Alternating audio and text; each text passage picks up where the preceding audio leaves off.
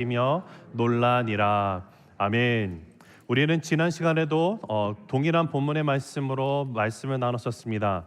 특별히 지난주에는 오늘 본문, 읽은 본문에서 베드로와 요한 그리고 안진뱅이에 대해서 우리가 좀 중점적으로 보고 나갔습니다. 그러나 그 중에서도 특별히 베드로와 요한이 정말 성령 하나님의 그 충만하심, 성령의 임하심을 입고 난 다음에 그들의 삶 가운데 어떤 역할을 그들이 하고 나가는지를 우리가 보게 되었었습니다. 하나님의 하나님의 사람인데 성령 충만한 사람은요, 더 이상 세상의 가치관으로 사람을 바라보는 것이 아니라 예수 그리스도의 가치관으로 사람들을 바라보는 사람이었음을 우리가 보게 되었습니다. 또한 그뿐만이 아니라 절망 가운데 있는 사람들에게 희망의 사람으로 변화시키는 사람의 능력을 갖고 있는 것이 바로 성도였음을, 사도들의 그런 모습이었음을 우리가 보게 됩니다.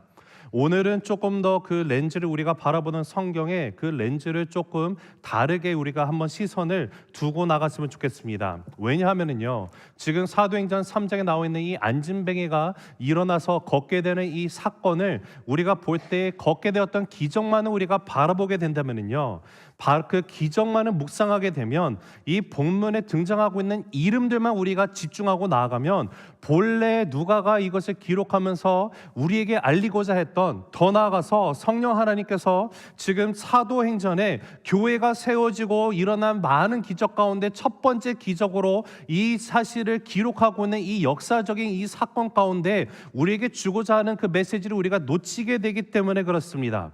사실 여기서 중요한 것은요, 여기 나오고 있는, 등장하고 있는 이름보다 더 중요한 것이 2명이라는 숫자에 있습니다. 아마 여러분이 이미 다 알고 계시겠지만 히브리어에는 숫자마다 각각의 의미가 있습니다. 여러분, 둘이라는 숫자의 의미가 무엇인지 혹시 기억하십니까? 히브리어에서 둘이라는 숫자는요, 증인의 수, 증거의 수가 됩니다. 2명의 증거의 수, 증인의 수로 등장할 때는요, 성경을 여러분이 보시면서 늘 2명 이상의 사람들이 등장하는 어떤 사건이 있으면 그것은 앞으로 이들을 통해서 펼쳐질 사건이 역사적으로 매우 중요한 메시지를 담고 있음을 의미하고 있음을 우리가 잊어서는 안 됩니다. 오늘 본문에서도 분명히 베드로와 요한 2명이 나타나는 것 또한 그러한 장치적인 역할로 이 2명이 증인이 되는 수로 등장하고 있음을 우리가 봐야 합니다. 자, 그러면 오늘 이 본문이 그러한 의미에서 우리가 만약에 단순히 태어나면서부터 안진뱅이였던 자가 일어나 걷게 되었다, 베드로와 요한을 만남으로 치유되었다라는 것만 묵상하고 나아가면 오늘 메시지에서 우리에게 주시고자 하시는 정말로 중요한 것이 무엇인지를 우리가 놓치게 된다는 것이죠. 자, 우리가 이 일을 돕기 위해서 한번 생각해 보겠습니다. 사도행전 2장 43절 하반절을 우리 한번 다시 읽어볼 텐데 한번 읽어보실까요? 시작. 사도들로 말미암아 기사와 표적이 많이 나타나니. 자, 여기 보면 분명히 그 초대교회가 처음에 시작이 되면서 그들이 함께 집에서 모이며 공동체로서 예배드리고 함께 모든 것을 나누며 사도들의 가르침을 받고 나아가는 것을 기록을 해놨습니다. 이렇게 예수님이 시작하신, 설립하신 교회는 시작이 되었습니다. 자, 그런데 여기 보면 분명히 사도들로 말미암아, 베드로와 요한 그 외의 사도들로 인해서 많은 기사와 표적이 일어났다라고 분명히 기록을 하고 있어요. 자, 질문 들어갑니다. 자, 그러하다면 정말로 많은 이 기적과 이사들을 사도들을 통해서 하나님께서 역사하시고 일어나게 하셨는데 그 기적 가운데 첫 번째로 왜 안진뱅이가 일어나게 된 것을 기록했을까요? 조금 더 구체적으로 말하면 성전 미문 앞에 앉아있는 안진뱅이가 일어나게 된 것은 과연 어떠한 영적인 의미를 갖고 있을까요? 여러분, 우리가 정말로 중요하게 생각해야 하고 주목해야 되는 것은요, 단순히 앉아있던 자가 기적적으로 일어났다 해서 그치면 안 됩니다. 왜 성전 미문에서 이 일을 하게 됐고, 그리고 이것을 기록한 이가 일반 사람도 아니라 의사였던 누가는 유대인이 아닙니다. 이방인인 누가가 유대인들의 그 사건, 예수님은 유대인이죠. 근데 이 모든 사건을 그가 기록하고 정말 찾고 이것을 기록해 나갈 때 의사였던 그가 40년 동안 안진뱅이였던 사람이 갑자기 단숨에 일어나서 발과 발목에 힘을 얻고 걷기 시작했다라고 지금 의사가 말을 하고 있습니다. 왜 이것을 이렇게 중요하게 여기에 기록을 해놨을까요? 이것이 짧은 기록이 아니라고 제가 지난 시간에 말씀드렸습니다. 왜냐하면 3장 1절부터 4장 31절에 이르기까지 무려 57절이나 정말 큰 지면을 할애해가지고 지금 이 사건을 지금 기록을 해놨다는 데는 분명히 여기서는 우리가 놓쳐서는 안 되는 중요한 의미가 있음을 우리에게 선사해주고 있어요. 왜냐하면은요, 성령 하나님께서 분명한 뜻과 목적을 가지고 안진뱅이가 일어나 걸어나게 하시는 그 역사를 행하셨고요, 이 사실이 성경 말씀 가운데 기록하게 하신 이가 성령 하나님이세요. 누구를 통해서요? 의사였던 이방인이었던 누가를 통해서 지금 성령 하나님이 의도를 가지고 안진뱅이가 일어나게 된 이 장면을 기록하고 묘사하게 하신 데는요, 분명한 의도가 아주 정확하게 우리에게 나타나 있으면 우리가 오늘 이 시간 발견하게 될 것입니다. 베드로가 이 안진뱅이에게 했던 말 여러분 기억하시죠? 은과 금은 내게 없거니와 내게 있는 것을 너에게 준다. 나사렛 예수 그리스도 이름으로 명하노니 일어나 걸으라. 여러분, 여기서 우리가 알 수 있는 것은요, 중요한 사실은 이것이 그 이로 인해서 앉은 자가 일어나는 기적, 이게 아니라 교회가 이 세상 가운데 존재함에 있어서 교회가 해야 되는 역할이 무엇인지를 우리에게 분명하게 선사해주고 있는 메시지를 우리가 발견하게 됩니다. 이것이 오늘 말씀 가운데 핵심적인 포인트가 되는데, 우리 화면을 보시면서 같이 읽겠습니다. 시작. 교회가 세상에 줄 수 있는 가장 분명한 선물은 예수 그리스도입니다. 한 번 더 읽습니다. 시작. 교회가 세상에 줄 수 있는 가장 분명한 선물은 예수 그리스도입니다. 자, 사랑하는 새생명 가족 여러분, 우리 새생명교회가 세상을 향해서 이 수완이 지역을 향해서 줄 수 있는 가장 분명한 선물이 무엇이죠? 예수 그리스도. 할렐루야. 여러분, 교회가 진정으로 세상에 줄 수 있는 가장 귀한, 가장 분명한 선물은요, 다른 것도 아니에요. 예수 그리스도입니다. 어떤 것도 예수 그리스도를 대신할 수가 없습니다. 교회의 본질은 은과 금에 있지 않아요. 예수 그리스도의 이름에 있습니다. 예수의 이름으로 일어나 걸으라. 이것이 교회가 할 일이고 크리스찬이 해야 할 일이라는 것이에요. 여러분, 오늘날 교회가 위기에 처했다고 말합니다. 교회의 위기가 무엇일까요? 교회의 위기는요, 다른 데 있지 않아요. 예수 그리스도에 대해서 더 이상 이야기하지 않고요, 은과 금을 이야기하는 데서부터 문제가 시작하게 된 것이에요. 여러분, 교회는요, 반드시 구제를 해야 합니다. 가난한 자와 고통받는 자들을 돌보는 사역, 봉사도 해야 합니다. 이 모든 것이 교회가 해야 되는 중요한 역할 중에 하나입니다. 그러나 반드시 우리가 기억해야 되는 것이 있어요. 교회는 구호단체가 돼서는 절대로 안 됩니다. 교회는요, 생명을 주는 것이 교회라는 것이에요. 생명을 주고 능력을 줘서 일어나 걷고 뛰며 찬양하며 하나님께 경배하도록 하는 것이 교회가 되어야만 한다는 것이에요. 여러분, 교회가 능력을 상실하는 이유는요, 예수 그 이름 대신에 은과 금의 능력을 의지하고 있기 때문이라는 사실이에요. 여러분, 교회가 언제 돈이 없어서 교회가 교회 역할을 못했습니까? 그렇지 않아요. 교회는요, 예수 그리스도를 외치고 나가는 것이 교회예요. 교회가 예수 그리스도를 외치면 어떻게 됩니까? 커뮤니티는 살아나게 되어 있어요. 교회가 예수 그리스도를 외칠 때 나라와 민족을 회복이 됩니다. 교회가 예수 그리스도를 외치면 열방이 주님 앞에 돌아오게 되는 줄을 믿으시기 바랍니다. 여러분, 그러하기 때문에 내가 전하고 나눠야 하는 것은요, 다른 게 아니에요. 바로 놀라운 능력의 그 이름 예수 그리스도예요. 돈보다 더 귀한 예수 그리스도를 외쳐야만 합니다. 오늘 누가는 바로 이 사실을 우리에게 알려주고 있어요. 그러기 때문에 우리가 주목해야 되는 것은 안진뱅이가 일어나게 된 기적만 생각하는 것이 아니라 예수 그리스도의 이름에 우리가 주목해야만 합니다. 자, 오늘 함께 이 사실을 놓치지 않고 오늘은 절절 이렇게 들어가면서 1절부터 우리가 디테일하게 한번 살펴보도록 하겠습니다. 자, 우리 1절 읽어봅니다. 시작. 제9시 기도 시간에 베드로와 요한이 성전에 올라갈세. 자, 여기 보면 베드로와 요한이 제9시에 성전에 기도하러 올라갔습니다. 여러분, 지금 유대인의 시간을 제9시고요, 오늘날의 시간을 환산하려면 더하기 6시간을 하면 되죠. 그래서 오후 3시의 기도 시간에 지금 베드로와 요한이 성전에 올라갔습니다. 지금 시간이 우리에게 주어졌고 장소도 주어졌어요. 장소가 어디입니까? 성전의 미문입니다. 자, 여러분, 이 성전은 어떤 것이고 미문이 무엇일까요? 자, 예루살렘 성을 우리가 한번 생각을 해보면 예루살렘 성을 외부에서부터 안으로 들어가기 위해서 들어갈 수 있는 문이 총 8개가 있습니다. 그런데 그 8개의 문 가운데 예루살렘 성 안에 있는 예루살렘 성전, 이 성전, 헤롯 왕이 다시 재건했던 이 성전이 있었던 그곳으로 들어갈 수 있는 문이 하나가 있어요. 유일한 문이 바로 미문이라고 불리는 문입니다. 자, 영어 성경에는 beautiful gate라고 나와 있기도 하고요. 또 이 문의 다른 그 별명은 골든 게이트입니다. 이유는 이 문이 실제로 황금으로 입혀져 있었기 때문에 그래요. 자, 한번 상상해 보시기 바랍니다. 어마어마하게 큰 문짝인데 이 문이, 게이트로 들어가는 문이 황금으로 입혀져 있으면요, 정말로 화려하고 위용이 넘치는 문임이 틀림없습니다. 자, 그러면 여기서 한번 우리가 생각해 봐야 될 것이, 이 성전의 문을 왜 이렇게 지었을까라는 생각을 한번 해볼 수가 있겠죠. 왜 문을 이렇게 만들어 놨을까요? 자, 제가 아까 전에 얘기 드렸던 것처럼 이 성전을 다시 재건한 사람은요, 보수한 사람은 헤롯 왕입니다. 자, 근데 헤롯 왕에게는 한 가지 크나큰 컴플렉스가 있었어요. 그의 혈통이요, 에서의 혈통입니다. 그러다 보니까 유대인들로부터 어떠한 도움을 받지 못해요. 정말 비협조적입니다. 유대 땅을 통치를 하게 됐어요. 로마 제국으로부터 정말 그 페이버를 얻어가지고 그가 분봉왕으로 예루살렘을 이렇게 다스리는 분봉왕이 되었는데, 문제는 유대인들의 정석 가운데는 헤롯은요, 에서의 혈통이기 때문에 전혀 협조를 하지 않습니다.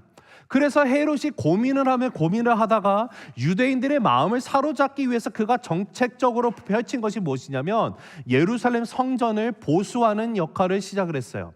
그래서 이것이 예수님이 태어나기 전에 BC 24년인가 제가 정확하게 기억이 안 나지만 22년, 24년쯤에 재건이 시작이 됐고요. 이것이 얼마나 오랜 역사 가운데 이것이 그 건축이 됐냐면요, 시작한 헤롯 왕이 죽고 헤롯 아그리파 2세가 됐을 때 이것이 완공이 됩니다. AD 64년인가 66년경에 이것이 완공이 돼요. 예수님 당시에도 이것이 완공이 되지 않았었습니다. 이것을요, 이 성전을 재건하기 위해서 어마어마한 돈을 드립니다. 세금도 많이 걷고요, 헌금도 많이 거둬들여서 성전을 짓기 시작을 해요. 왜냐하면 종교심이 강한 유대인들이기 때문에 이 유대인들의 환심을 사기 위해서 그들이 중요시 여기는 예배의 성전을 아름답게 만들면 내가 이들에게 좀가 뭔가 공로를 했기 때문에 이들이 나에게 좀 더 이렇게 협조적이지 않을까라는 정치적인 계산이 깔고 이것을 짓습니다. 그리고 성전에 가장 심발릭하게 정말 상징적으로 등장하는 것이 무엇이냐면 미문이라는 것이에요. 그래서 이 문짝을 황금으로 다 덮어버렸습니다. 여러분, 이 규모가 어마어마하게 커요. 여러분, 그래서 이 미문이라는 것을 우리가 생각해 보면, 자, 유대인들의 종교적 허영심을 충족하게 하는 것의 상징으로 등장하는 것이 미문이라는 것이에요. 게다가 이 미문으로 예배를 드리러 들어갈 때 갖게 되는 유대인들의 자부심이라는 것은요, 상상을 불허했을 겁니다. 쉽게 말해서 유대인들이 갖고 있었던 모든 허영과 교만이 고스란히 드러나는 상징적으로 주어진 것이 미문이라는 것인데, 지금 이 안진뱅이가 일어나게 된 사건, 교회가 시작이 되면서 첫 번째 기적의 사건이 어디에 기록이 됐더라고요? 미문 앞에서 일어났음을 우리가 보게 됩니다. 여기에는 분명한 메시지가 있어요. 자, 근데 지금 이러한 미문 근처에 나면서부터 걷지 못했던 안진뱅이가 앉아서 구걸하고 있음을 보게 됩니다. 우리가 이 두 가지를 생각해 보면요, 정말로 대조적으로 이 두 대목이 묘하게 대조되어 있는 것을 우리가 보게 돼요. 사방이 황금으로 발려져 있는 성전문인데 그 성전의 주인 되신 하나님의 백성, 안진뱅이도 하나님의 백성인 이 유대인이 그 밑에서 그냥 동냥을 하고 있는 거예요. 여러분, 아무리 휘황찬란한 황금문으로 지어진 성전이지만 이 안진뱅이에게는 어떠한 영역도 어떤 능력도 주지 못하는 쓸모없는 문이라는 것을 우리가 생각해 보게 됩니다. 여러분, 이미 이 성전, 예루살렘 성전에 많은 인파들이 와서 하나님을 예배하기 위해서 들어오는 하나님의 백성들은요, 이 성전은요, 그 백성을 구원하는 능력을 상실해 버렸다는 것을 누가가 상징적으로 보여주고 있어요. 자, 그런데 지금 베드로와 요한이 이 미문으로 들어가다가 안진뱅이를 보게 됩니다. 그러면서 4절에 보니까 이러한 얘기가 나오죠. 같이 읽습니다. 시작. 베드로가 요한과 더불어 주목하여 이르되 우리를 보라 하니, 자, 여기 보면 베드로와 요한이 이 안진뱅이를 어떻게 했다라고요? 주목하더라라고 나와 있어요. 근데 이 주목하더라는 그 단어에 그 헬라어에 아테니사스라는 단어가 씁니다. 이 아테니사스라는 단어가 무엇이냐면요, 정말로 긍휼함이 가득한 마음으로 그 긍휼이 가득한 눈빛으로 누구를 바라본다라는 뜻을 갖고 있어요. 그러니까 베드로와 요한이 긍휼이 가득한 눈빛으로 지금 누구를 봤다? 안진뱅이를 봤어요. 근데 안진뱅이를 바라보면서 하는 말이 뭡니까? 우리를 보라. 그런데 좀 이상하지 않습니까? 자, 3절 한번 보실까요? 3절 있습니다. 시작. 그가 베드로와 요한이 성전에 들어가려 함을 보고 구걸하거늘. 자, 지금 이 안진뱅이가 베드로와 요한을 봤습니까? 안 봤습니까? 이미 봤어요. 자, 근데 지금 베드로와 요한은 우리를 보라고 하고 있어요.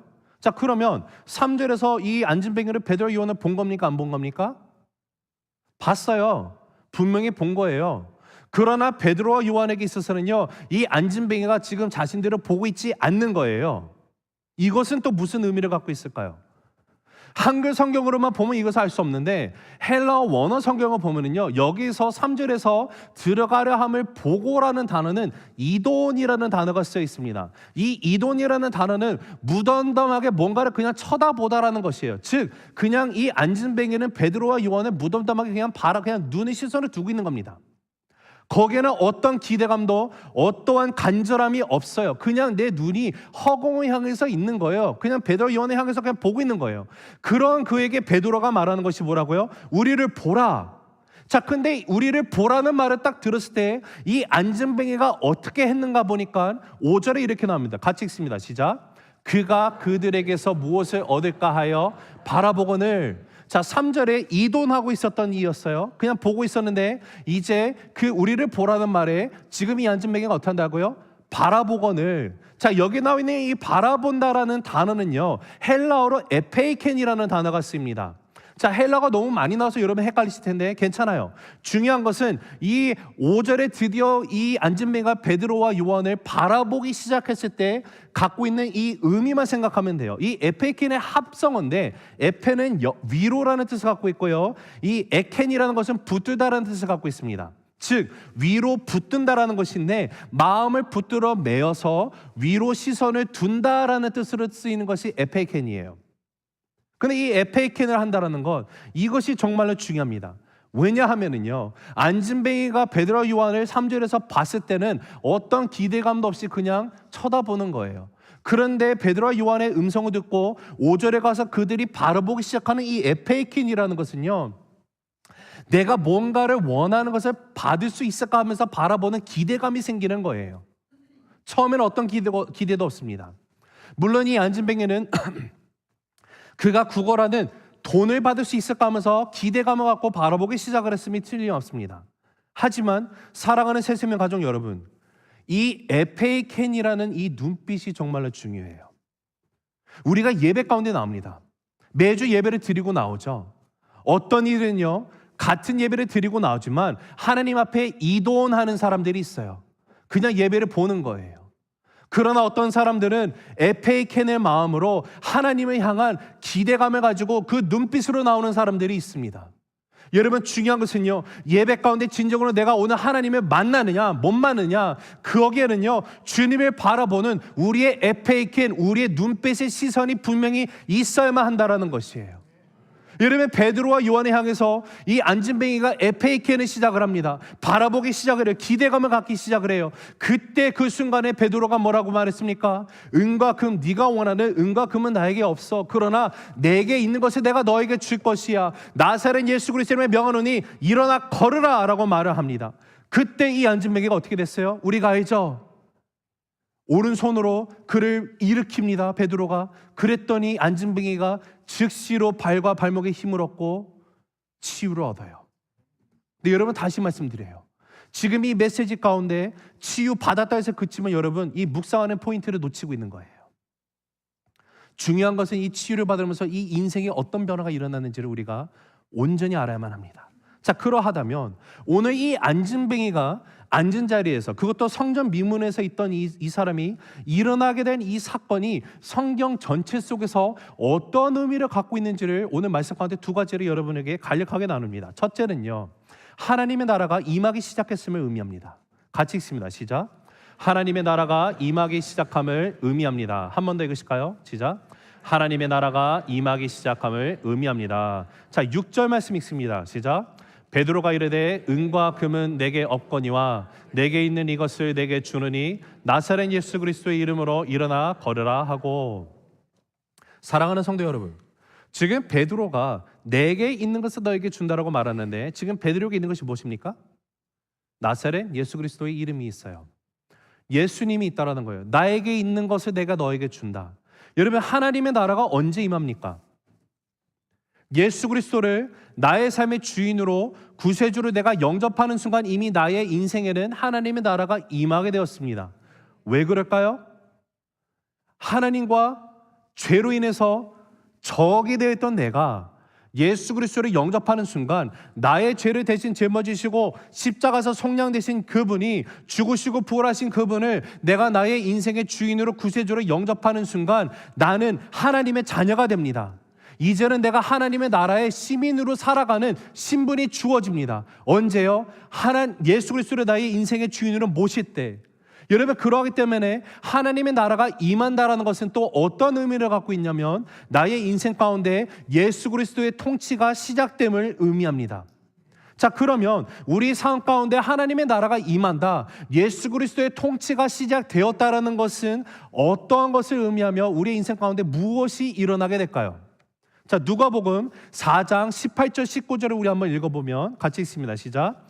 주의 성령이 내게 임하셨으니 이는 가난한 자에게 복음을 전하게 하시려고 내게 기름을 부으시고 나를 보내사 포로된 자에게 자유를, 눈먼 자에게 다시 보게 함을 전파하며 눌린 자를 자유롭게 하고 주의 은혜의 해를 전파하게 하려 하심이라 하였더라. 여러분, 이것을 지금 예수님이요 이사야 선지자를 통해서 이사야서에서 기록되어 있는 그 예언의 말씀을 지금 인용해서 말씀하셨는데 이것을 예수님이 비유로 말씀하신 것이 아닙니다. 있는 그대로 이것을 믿는 사람들에게 그대로 일어나는 성령의 강력한 능력을 지금 선포하신 거예요. 여러분, 하나님의 나라가 임하면요 예수 그리스도의 이름이 선포되는 곳에 복음이 전파되는 역사가 일어남을 믿으시기 바랍니다. 여러분, 하나님의 나라가 임하면 예수 그리스도의 이름이 선포되는 곳에 포로된 자에게 자유가 임하는 역사가 일어나고요, 눈먼 자가 보게 되는 역사가, 앉은 자가 일어나게 되는 역사가 분명히 일어난다는 것이에요. 근데 이 역사는요 2000년 전에 예수님이 계셨던, 예수님이 죽으시고 난 다음에 부활하시고 그 당시 있었던 사도들만을 위해서 그들을 통해서만 일어난 것이 아니라 오늘날에도 동일한 역사가 일어나고 있음을 믿으시기 바랍니다. 여러분, 예수 그리스도의 이름에 능력이 있어요. 예수님의 이름에 능력이 있으면 우리가 어떻게 할 수 있을까요? 말씀을 보면, 자, 빌립보서 2장 9절 10절 보실까요? 읽습니다. 시작. 이러므로 하나님이 그를 지극히 높여 모든 이름 위에 뛰어난 이름을 주사 하늘에 있는 자들과 땅에 있는 자들과 땅 아래에 있는 자들로 모든 무릎을 예수의 이름에 꿇게 하시고. 하나님께서, 하나님 아버지가 예수 성자 예수님의 그 이름에 무엇을 줬다고요? 놀라운 권세를 주셨습니다. 그래서 예수님이 마태복음 28장에 18절에서 20절에 그 지상 대명령을 주실 때도 뭐라고 말씀하셨어요? 하나님께서 나에게 모든 권세를 주셨다라고 말해요. 하늘 위와 아래에 있는 모든 권세를 내게 주셨으니. 모든 권세가 누구에게 있다? 예수 그리스도에게 있다. 여러분, 하늘에 있는 천사들도요 예수라는 이름 앞에서 꼼짝 못합니다. 여러분, 땅에 있는 모든 지상의 권력도요 예수라는 이름 앞에 굴복할 수밖에 없습니다. 땅 아래에 있는 모든 사단의 권세, 귀신, 악한 영도요, 그 모든 권세도요 다 예수라는 이름 앞에서는 꼼짝할 수가 없어요. 왜요? 하나님께서 그와 같은 권세와 능력을 누구에게 주셨다? 예수라는 이름에 주셨다라는 거예요. 그리고 오늘날 이 예수의 이름을 누구에게 주셨다라고요? 우리에게 주셨다라는 거예요. 이 나사렛 예수 그리스도의 이름을 하나님께서 우리에게, 교회에게 선물로 주셨어요. 예수를 믿는 자들이, 모든 자들에게 이 이름을 선물로 주셨습니다. 사랑하는 새 생명 가족 여러분, 여러분, 이 미문 앞에 앉아있던 이 안진뱅이가 일어나게 된 사건은요 그냥 단순한 기적이 일어났으면 우리에게 알려주는 것이 아니라 정말 그 능력의 이름 예수 그리스도를 통해서 하나님의 나라가 임하기 시작했음을, 예수 그리스도의 통치가 시작되었음을 우리에게 보여주는 사건임을 여러분 반드시 기억하시기 바랍니다. 여러분, 두 번째, 참된 예배의 회복의 시작을 의미합니다. 같이 읽습니다. 시작. 참된 예배의 회복을 의미합니다. 다시 읽습니다. 시작. 참된 예배의 회복을 의미합니다. 자, 7절 8절 한번 읽어보실까요? 시작. 오른손을 잡아 일으키니 발과 발목이 곧 힘을 얻고 뛰어 서서 걸으며 그들과 함께 성전으로 들어가면서 걷기도 하고 뛰기도 하며 하나님을 찬송하니. 지금 성전 미문 앞에 앉아 있어요. 하루하루 생존하기 위해서 거기서 동냥을 하고 살아가는 인생입니다. 근데 성령 하나님이 임하시고 생명에 들어가면서 그가 어떻게 합니까? 걷기도 하고 뛰기도 하며 하나님을 찬송하는 자가 되었다라고 나와 있어요. 자, 여기서 하나님을 찬송하게 되었다라는 말의 의미가 무엇입니까? 드디어 참된 예배자로 회복이 되었다라는 말을 뜻합니다. 여러분, 참된 예배 회복이야말로 이 땅에 성령의 임재를 통해서 예수님이 설립하신 교회가 붙들어야 되는 가장 중요한 목적 가운데 하나입니다. 참된 예배자가 되는 것이에요. 여러분, 안진뱅이가 어떤 사람입니까? 태어나면서부터 40여 년을 날마다 성전 문 밖에 있는 불쌍한 영혼이에요. 여러분, 이 사람의 입장에 생각해 보세요. 내가 날마다 성전 민문에 가가지고 거기서 동냥을 하면서 살아갑니다. 하루하루. 그런데 그가 바라보고 있는 대상자들, 동냥을 하려는 이 대상자들은 어떤 사람들입니까?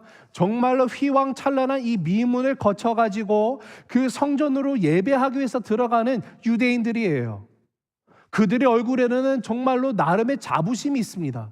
내가 하나님을 예배하기 위해서 이 자리에 왔다고. 근데 그의 인생을 바라보면 어떻습니까? 그는 그렇게 하지 못하고 있어요. 여러분, 오순절날 성령의 은혜를 받고 하나님을 찬송하며 날마다 성전을 드나드는 베드로와 사도 요한과 같은 사람들을 날마다 구경밖에 할 수 없는 앉아있는 인생이에요. 자신은 성전 안에 들어가지 못해요. 자신은 그들처럼 할렐루야를 외치면서 하나님을 찬양하지도 못해요. 남이 은혜 받고 있는 거 구경밖에 할 수 없는 인생이에요. 성전 안에 들어가지 못합니다. 그러던 그가 베드로와 요한이 내게 있는 것을 너에게 준다, 나사렛 예수 그리스도 이름으로 일어나 걸으라는 선포와 함께 그의 오른손을 붙들어 일으켰더니 즉시로 발과 발목에 힘이 생겨서 그가 걷기도 하며 뛰기 시작할 때 그가 즉시로 무엇을 하게 됩니까? 그토록 꿈에 그리던 성전 안에 자신이 들어가요. 성전 안에서 걷기도 하고 뛰기도 하면서 그 누가 뭐라 한들 상관없습니다. 하나님 앞에 찬송을 부리고 할렐루야를 외칩니다. 여러분, 나도 언젠가 한 번쯤 저들처럼 성전 안으로 들어가 아브라함, 이삭, 야곱의 하나님을 내가 찬송하며 찬양할 수 있는 날이 오기는 할까? 아마 꿈꿨을지도 몰라요. 그러나 그의 인생 가운데, 그의 상황 가운데서는 너무도 허황된 꿈임이 분명합니다. 그런데 그런 허황된 꿈이요, 지금 현실로 일어나는 거예요. 이것이 현실이 됐을 때 얼마나 기쁘면 그가 성전 안으로 뛰어 들어가서 찬양하면서 막 큰 소리를 질렀을까요? 여러분, 상상이 되십니까? 사랑하는 성도 여러분, 예수님 만나면요, 예배가 회복될 수밖에 없습니다. 예수님 만나면요, 주체할 수 없는 기쁨과 찬송이 저절로 흘러나오게 되어 있어요. 예수 그리스도를 통해서만이 참된 예배의 회복이 임하게 되면 여러분 믿으시기 바랍니다. 여러분, 말씀을 맺습니다. 여러분, 안타까운 사실은요, 오늘날에도 수많은 안진뱅이들이 있어요. 영적인 안진뱅이들입니다. 매 주일마다 예배를 드리고 나오고 있는데 내가 하나님 앞에 에페이켄을 해야 돼요. 나의 시선은 모든 것을 주 앞에 바라며 주님 앞에 두고 하나님의 은혜를 간구하며 주님의 임재를 사모고 나가는 그 시선이 있어야 되는데 어느 순간 나는 에페이켄을 사로잡아 버리고 그냥 이도원하고 있는지도 모릅니다. 그냥 형식적으로 드리는 예배가 됐어요. 형식적으로 그냥 와서 예배를 보고 있습니다. 여러분, 이 안진뱅이가 정말 그 당시에 종교적인 허영심으로 가득 찼던 그 성전의 미문에서 일어나게 된 사건은요, 세상적으로 인간적으로 사람들이 추구하는 그런 휘황찬란한 아무리 아름다운 문을 가진 성전이라 할지라도 예수 그리스도가 없으면 거기에는 어떤 능력도 없음을 우리가 알게 됩니다. 오직 예수 그리스도의 이름만이 능력이 됩니다. 오직 예수 그리스도의 이름만이 우리를 살리는 힘이 됩니다. 오직 예수 그리스도의 그 이름만이 우리의 인생 가운데 하나님의 나라가 임하게 하십니다. 예수 그리스도의 통치가 시작이 되었습니다. 우리로 하여금 참된 예배의 회복을 주시느니 다른 것 없습니다. 오직 예수 그리스도 그분의 이름밖에 없습니다. 여러분, 교회가 세상에 줄 수 있는 것은요, 다른 것이 아니에요. 우리가 구제도 하고 봉사도 하고 가난한 자들을 돕고 섬기는 것 당연히 해야죠. 그러나 교회가 가장 중요한 예수 그리스도의 이름을 잃어버린다면 그것은요, 자선단체로 전략하고만 것밖에 그치지 않습니다. 사랑하는 우리 새생명 가족 여러분, 우리 예수 그리스도를 외칩시다. 우리가 이 지역에 줄 수 있는 가장 분명한 선물은 예수님 한 분이에요. 예수 그리스도를 통해 우리의 인생 가운데 임한 하나님의 나라가 이제는 저와 여러분을 통해서 이 땅 가운데 하나님의 나라가 온전히 임하게 되는 그 역사를 하나님이 원하시는 그 아버지의 뜻에 따라서 살아가는 인생이 되기를 간절히 바랍니다. 우리 그것을 위해서 함께 기도했으면 좋겠습니다. 이 시간 함께 기도하실 때요, 기도할 때 하나님, 내가 온전히 주님의 이름만을 붙듭니다. 하나님, 나의 인생 가운데 무너진 예배가 있습니다. 하나님 앞에 예배를 드리고 나아간다고 하는데 나도 모르게 어느 순간 나도 정말 영적인 안진뱅이처럼 주님 예배를 그저 보기 위해서 오고 있진 않는지, 하나님, 만약에 그러하다면 주님 이 시간 기도하고 나아가오니 내가 주님 앞에 내 모든 시선을 드리기 원합니다. 주님, 내가 에페이켄 할 수 있게 되기를 원합니다. 나를 회복시켜 주시옵소서.